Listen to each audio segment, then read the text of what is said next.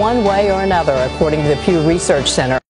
The holiday began in the 4th century when church officials chose to honor the birth of Jesus. But several customs we've come to associate with modern-day Christmas actually evolved from ancient pagan traditions celebrating the winter solstice.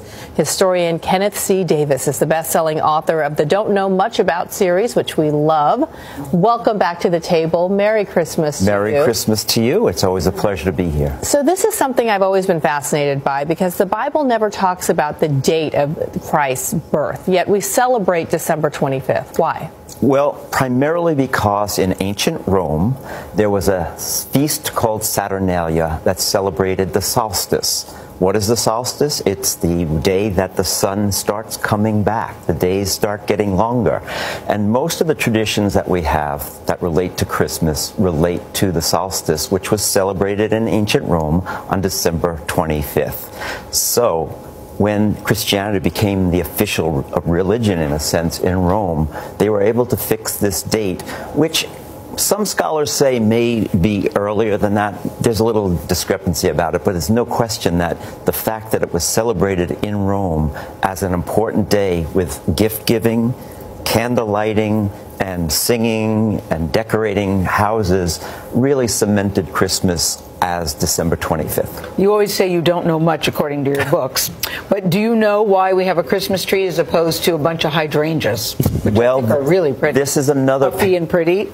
This is another. How about that, Ken? This is another pagan tradition. So Christmas is really about bringing out your inner pagan.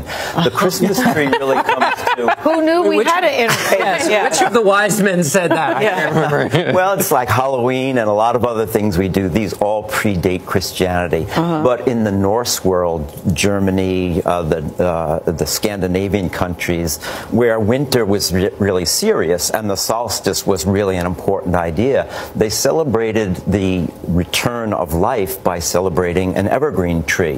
When Christianity came in, they started to use the evergreen tree, the pagan symbol, as a symbol of the tree of paradise. And they started to hang an apple on it. So little red balls on green trees. Oh, that's the ornaments. The here. That's where the idea for ornaments So came all of these things really celebrate the idea that light and life are coming back into the world, which is essentially what Christmas means to Christians across the world. Right. And mistletoe? Mistletoe, we can thank the Druids for that. The Druids believed that mistletoe was an all-powerful healing item. It hung from the sacred oak. In fact, if you met somebody in the forest, you gave them the sign of peace under the mistletoe. So people started to hang mistletoe above their doorways as a symbol of peace. This was such a powerful symbol of paganism that English churches actually banned the use of it. And in fact, the real war on Christmas in America begins with the Puritans in around 1659. They knew all of these things, the date, the traditions were pagan ideas. The Puritans banned Christmas for about 20 years in America before the celebration became just too popular. You'll be glad to know all of your answers today were correct. You know a lot. You know a lot, Kenneth C. Davis. Our fact checker over here. Yes. Merry Christmas to you, Kenneth Davis. This does not take away, we're not the Grinch spoiling it here. It still has all the meaning that it has, but we can celebrate it and understand where these things come from. Good day to you with your